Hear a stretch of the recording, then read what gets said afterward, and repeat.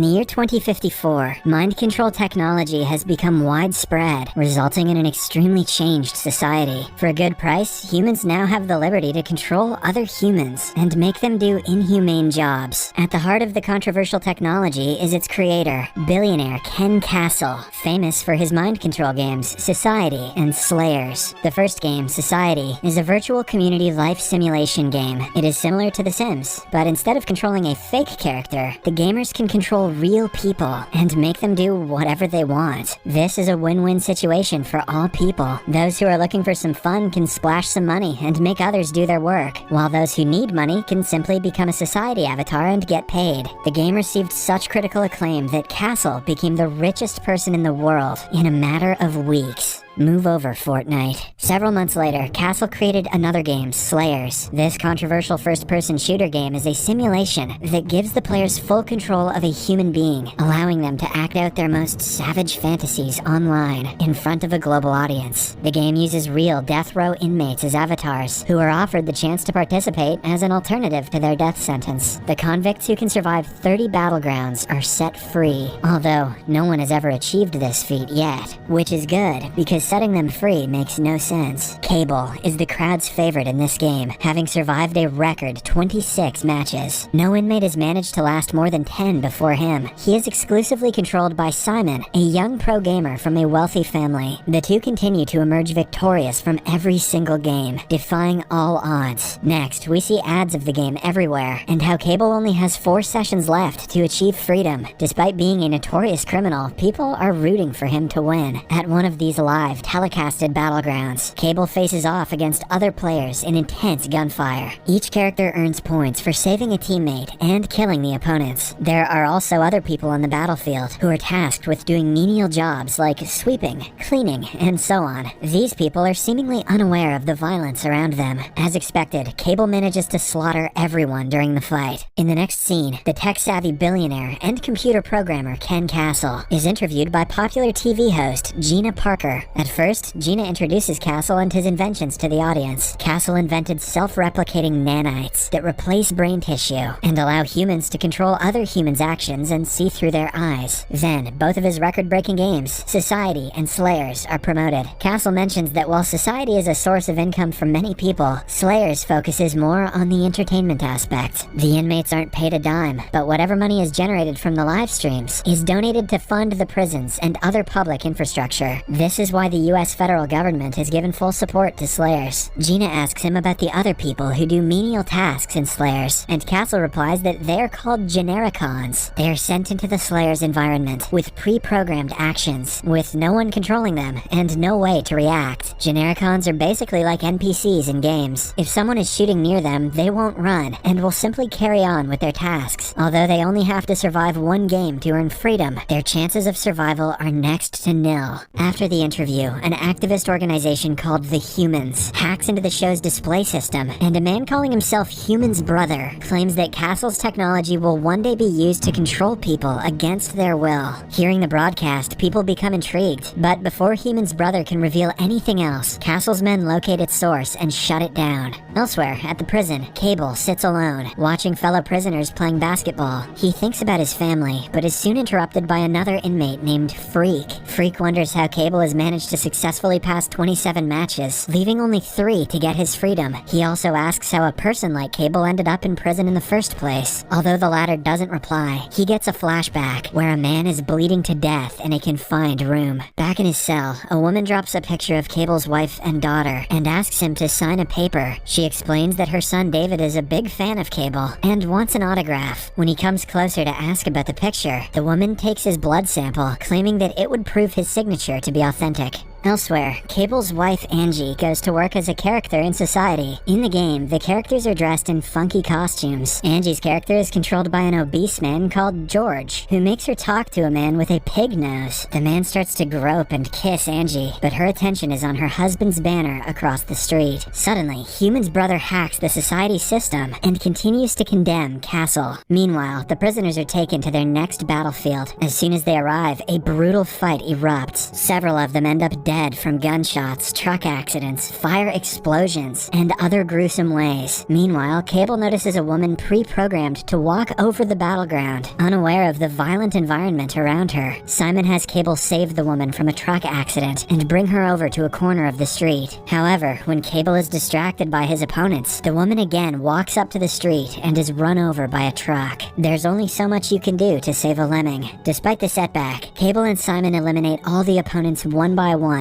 and eventually emerge victorious. Seeing this, people from all around the world erupt in joy. Next, we finally get to see Simon, who is a rich, spoiled brat with the latest technology at his fingertips. While lying on his bed, Simon orders online upgraded ammo for Cable and also chats with some girls. Suddenly, his feed is hacked by humans, who shows him footage of Cable shooting a man in a confined room. This is the reason why he became a prisoner. As Simon watches in shock, the anonymous group asks him if he wants to talk to Cable. The scene then abruptly cuts to Castle, who is ready to introduce a new inmate, Hackman, into Slayers. The plan is to kill Cable before he wins the 2 remaining games and leaves the prison. Unknown to anyone else, Hackman will not be controlled by a player, and thus not be handicapped by the ping that causes a small but dangerous delay between the player's command and the Slayer's action. Later, as Freak and Cable are talking about their lives, they notice the terrifying Hackman. Freak reveals that Hackman murdered a group of people and turned himself in. In the next game, Cable is stunned to find Simon communicating with him, since avatars and their controllers can't talk to each other. It turns out that the humans hacked into the system to make this possible. Soon, the battle ensues, and Simon uses the live stream as an advantage to guide Cable. While dodging gunfire and targeting back the opponents, Cable notices that Freak, who has volunteered to be a Genericon, is sweeping the street. Sadly, he ends up in the crossfire and gets shot dead. Shortly after, as Cable is searching the perimeter, Hackman arrives at the scene and savagely attacks him. He then proceeds to finish Cable off, but fortunately, the game's timer runs out, much to the relief of Simon. Meanwhile, Angie applies to get custody of her daughter Delia, who has been placed with a wealthy family. The caseworker denies the application, reminding Angie that her job as a character in society and Cable as a convicted murderer isn't going to guarantee safety for their daughter. Elsewhere, as Simon is upgrading Cable's armor, he is again hacked by Human's brother. The latter reveals that with only 2 games remaining until freedom, Castle is planning to kill Cable, so they have to get him out immediately. He then urges Simon to relinquish control of Cable during the game, and after a lot of convincing, the teenager finally agrees. Back in prison, Cable is contacted by the same woman from before, who informs him that Simon will be letting go of control during the final battle, and if he wants to see his family, he needs to escape. Cable immediately agrees, and tells the woman that he needs to get drunk before the battle. On the day of the final battle, Cable suits himself up with a bulletproof vest. He notices a bottle of vodka in his suit and drinks it in one go. In the battleground, Cable gets heavily drunk and frequently stumbles on the ground. Witnessing this, Simon scolds him to get on his feet if he wants to stay alive until their escape plan. After a while, Cable goes to a garage, forces himself to vomit in an ethanol gas tank of a truck, and then pisses in it. Surprisingly, he can now start the truck because of the ethanol in the vodka.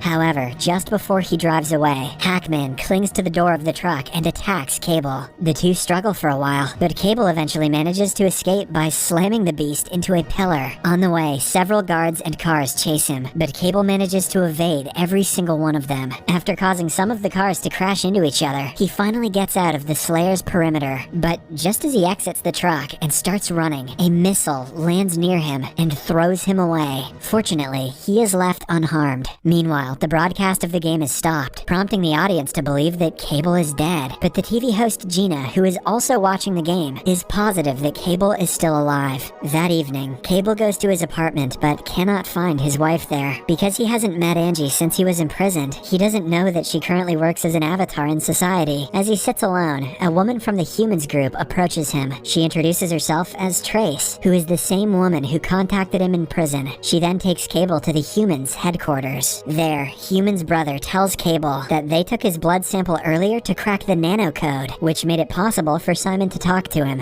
He adds that Castle isn't willing to set him free, so they helped him escape. The Humans wants Cable's help in bringing down Castle before everyone can become his slaves. Initially, Cable is uninterested in helping out, but when he learns of Angie's current location in society from them, he agrees. On the other hand, the escape plan has put Simon in a difficult position. He is labeled a cheater, locked out of his gaming account, and investigated by the FBI for helping Cable escape. Inside society, Angie is being harassed by a man in a hotel room. When the man forces her to bend down, Cable arrives in the nick of time and rescues her. However, as the two are preparing to leave, Hackman emerges from the elevator, shoots Cable in the chest, and takes Angie away. Luckily, Cable is still wearing his bulletproof suit, and he doesn't sustain any injuries. He then finds Hackman, and an intense fight ensues. This time, Cable gains the upper hand and blows off one of Hackman's legs with a gun. Shortly after, the couple reaches a place where several society characters are dancing. Even there, Cable is pursued by Castle's men, who open fire aimlessly. Just when it seems as if Cable and Angie are about to be killed, Gina approaches them in a car and helps them escape. It turns out that she is also a part of humans, and takes them to their headquarters. There, the group deactivates the nanites in Angie and Cable's brains, and the latter remembers that the original nanites were tested on him while he was still in the military. But he still hasn't regained full memory. Human's brother then examines Cable's brain and discovers that he was already under Castle's control, even before he was imprisoned. It turns out that he became one of the first test subjects to try out the new technology. Sadly, Castle tested it to an extreme, causing Cable to shoot his own friend. This is why he was imprisoned.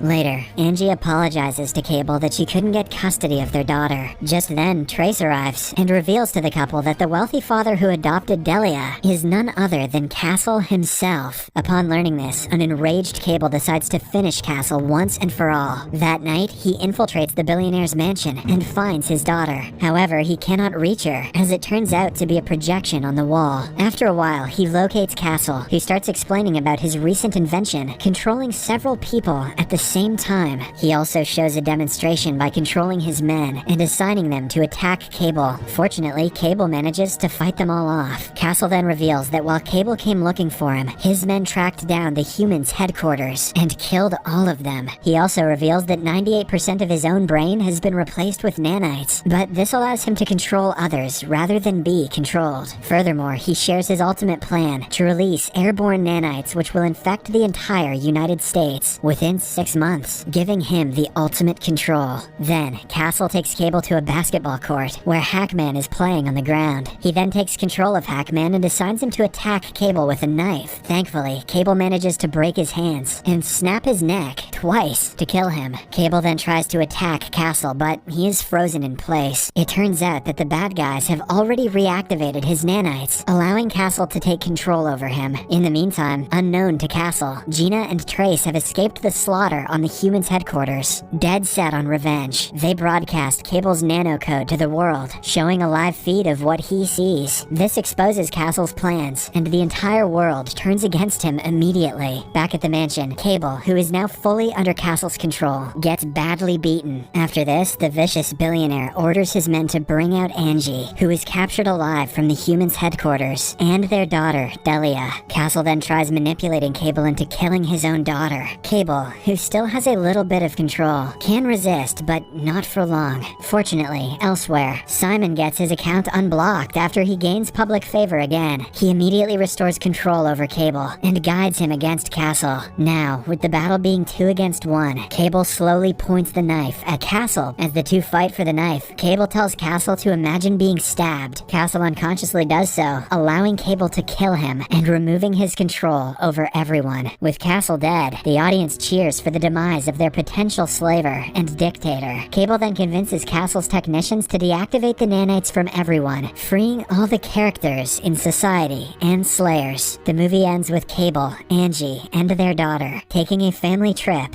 down the road.